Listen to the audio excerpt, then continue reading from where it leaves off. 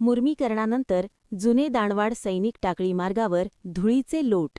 महाराष्ट्र आणि कर्नाटक राज्यांना जोडणाऱ्या जुने दांडवाड ते सैनिक टाकळी ह्या मुख्य मार्गाची अवस्था भीक नको पण कुत्रा आवर अशी झाली आहे. काही काळापूर्वी रस्त्याची दुरावस्था झाल्याने येथील जुने डांबरीकरण उखडून त्या ठिकाणी खडी व मुर्मीकरण करण्यात आले होते.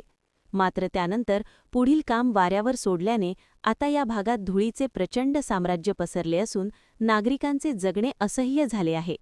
रस्त्यावरील खड्डे बुजवण्यासाठी आणि रस्ता समतल करण्यासाठी प्रशासनाकडून जुने डांबरीकरण काढून तिथे मुरुम आणि खडीकरण करण्यात आले होते.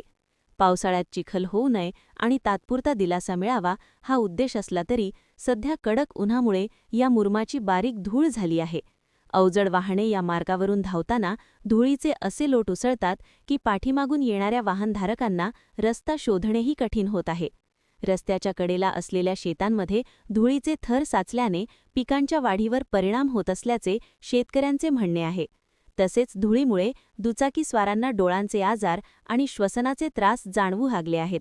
या रस्त्याचे डांबरीकरण न झाल्यामुळे आम्हाला धूळ खात प्रवास करावा लागत आहे, अशी संतप्त प्रतिक्रिया स्थानिक प्रवासी व्यक्त करत आहेत. जुने डांबरीकरण उखडल्यानंतर लगेच नवीन डांबरीकरण किंवा काँक्रिटीकरण करणे अपेक्षित होते.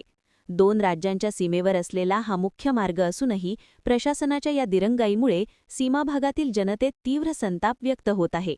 या मार्गावर तात्काळ पाणी मारून धुळीतून मुक्तता मिळावी आणि रखडलेले डांबरीकरणाचे काम युद्धपातळीवर सुरू करावे, अन्यथा प्रशासकीय कार्यालयावर धडक देण्याचा इशारा दांडवाड आणि सैनिक टाकळी येथील ग्रामस्थांनी दिला आहे. महान कार्य न्यूजसाठी कृष्णथ हेगाणा, सैनिक टाकळी.